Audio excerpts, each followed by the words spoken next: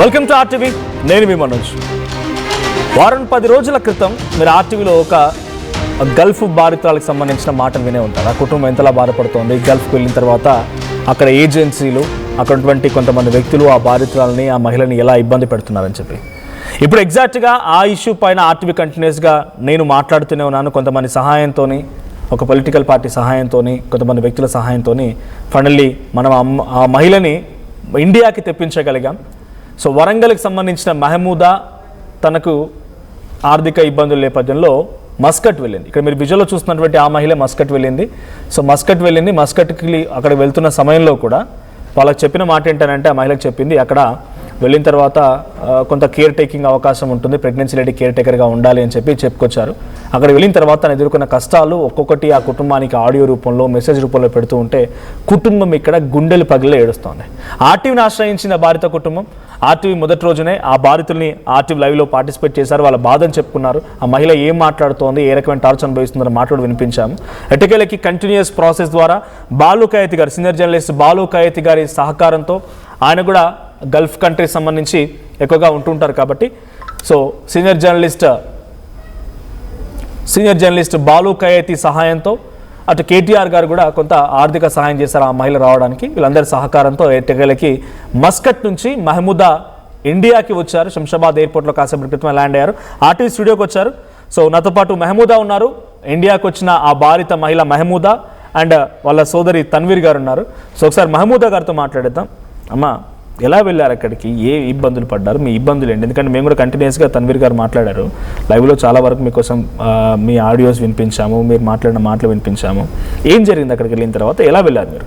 Sir, నేను ఇంట్లో అంటే మా తెలిసిన వాళ్ళకి నేను చెప్పిన, నాకు ఇంట్లో ఆర్థిక ఇబ్బంది ఉంది, నాకు పని కావాలి, ఏదైనా పని చూసి పెట్టండి అని నేను చెప్పిన. చెప్తే వాళ్ళు ఏం చేసిందంటే, మరి ఇట్లా మస్కట్లో కేర్ టేకర్గా ఉంది, మరి మీరు వెళ్తారా అంటే, సరే వెళ్తాను, మరి మంచిది అయితేనే చెప్పండి అమ్మా, మరి లేకపోతే అవసరం లేదు అని అంటే, లేదు మీరు 1 నెల విజిట్ మేము ఇస్తున్నాము, మీకు నచ్చితే చేయండి, నచ్చకపోతే మానేయండి, వచ్చేయచ్చు, మరి నచ్చకపోతే రావచ్చు అని అన్నారు. అంటే సరే అని ఇక వెళ్ళిన తర్వాత ఏమైందంటే 4 days అయింది సార్. 4 days అయింది. మరి ఇంకా మరి పనులు పెట్టలేదు ఏంటండి అని అంటే, పెడతాం ఆగండి అని అన్నారు. ఆగండి అంటే సరే మరి ఇక వెయిట్ చేయమంటున్నారు కదా అని వెయిట్ చేసి మళ్ళీ 5వ రోజు అడిగితే ఇక అప్పుడు కోపం స్టార్ట్ అయింది.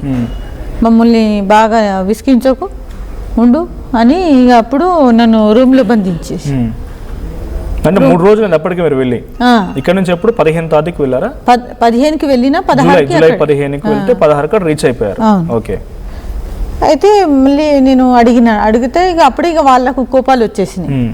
కొన్ని రోజులు రూమ్లో బంధించేసిండ్రు, ఫోన్ లాక్కున్నారు, బంధించేసిండ్రు. నాకు మరి పని కావాలి అని చెప్పి వచ్చిన. ఇక్కడ నుంచి మీరు అక్కడికి వెళ్ళడానికి ఏజెన్సీ సపోర్ట్ తీసుకున్నారు ఏదైనా? లేదు. ఏజెంట్ ఇక్కడ ఏజెంట్ హైదరాబాద్ లో ఒక ఏజెంట్ ఉన్నాడు, మునీర్ అని. ఓకే. అతను అక్కడ ఏజెంట్ కి అప్పచెప్పిండు. ముంబై ఆవిడనే ఉమాన్ లో ఆమె ఆఫీస్ ఉంది. ఓకే. ఇక్కడ నుంచి అక్కడ ఆఫీస్ పెట్టుకుందాం, ఇక్కడ నుంచి అక్కడికి పంపించి డబ్బులు తీసుకున్నాడు ఏమైనా మీ దగ్గర? నా దగ్గర ఏం తీసుకోలేదు డబ్బులు, వాళ్ళ దగ్గర తీసుకున్నారు. మరి మేము ఒట్టిగానే పంపిస్తున్నామని చెప్పిండ్రు. సరే అని నమ్మిపోయినా నేను. అక్కడ ఎవరు ఏజెంట్ పేరు? అక్కడ షమ్ష్, ఇక్కడ ఏజెంట్ మునీర్. ఓకే. అక్కడ ఏజెంట్ పేరు షమ్ష్. ఓకే. వాళ్ళు సరే పని చూపిస్తా అన్నారు కదా అని పోయినా. అంటే నేను ఆల్మోస్ట్ 2 సంవత్సరాలు ఖతర్కి, 2 సంవత్సరాలు కువైట్కి పోయినా. పోయినా కొంచెం బాగానే వచ్చిన. మరి ఇది కూడా అట్లనే కావచ్చు అనుకొని పోయినా నేను. వెళ్ళిన తర్వాత మరి ఏంటి, మరి పని మీద పెట్టట్లేదు ఏంటిది అని అంటే, ఇక అప్పుడు వాళ్ళ నిజ స్వరూపం బయటపడతాను.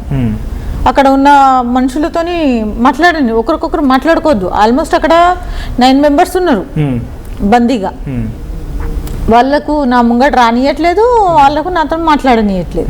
ఎందుకంటే నేను కొత్త కాబట్టి వాళ్ళు నాతో ఏదన్నా అన్నా కూడా మరి పెద్ద ఇష్యూ అయిపోతుంది, మరి తెలిసిపోతుంది అని అనుకుంటున్నారో ఏమో తెలియదు. తర్వాత ఏదో నీళ్ళు వంక అది వంక పెట్టుకొని నేను కొంచెం అలా మాట్లాడడం చేసిన.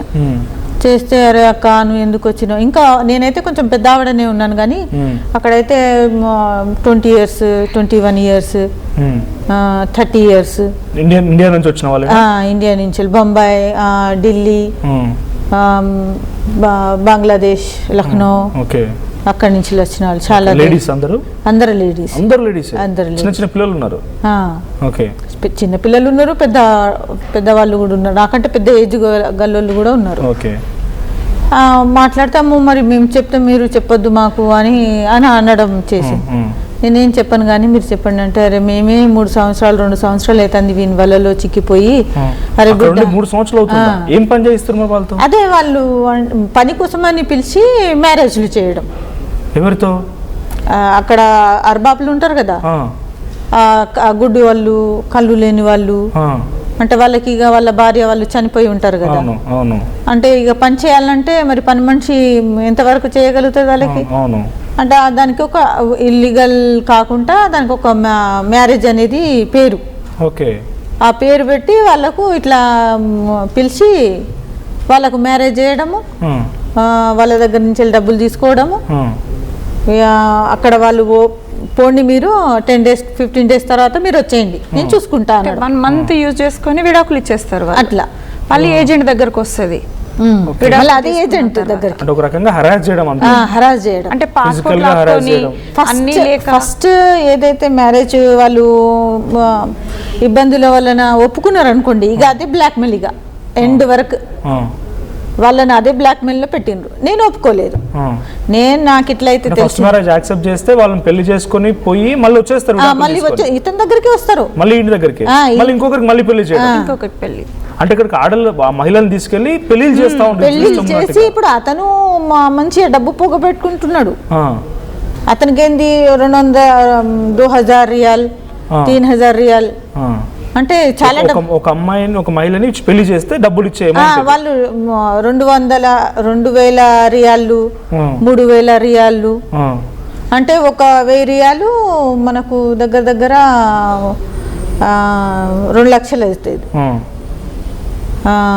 ఇట్లా వాళ్ళు 2000 రియాలకి 5 లక్షలు ఖర్చు అందుకు వాళ్ళే పెట్టుకుంటున్నారు, అందుకే పెట్టుకొని పిలుస్తారు, వాళ్ళే పెట్టుకొని ప్రాబ్లమ్ గా ఎవరైతే ఆడవాళ్ళు ఉంటారు బయటికి వెళ్ళి వర్క్ చేస్తే 4 డబ్బులు వస్తాయి ఇంట్లో ఫ్యామిలీకి, అది అన్నట్టు వాళ్ళు ఆలోచించుకొని పోతే ఇక్కడ ఉన్న క్రిమినల్ బుద్ధి ఏజెంట్లు ఏం చేస్తున్నారంటే ఇక్కడ నుంచి ఒక లేడీకి మీకు ఆల్రెడీ ఏం మాట్లాడిందంటే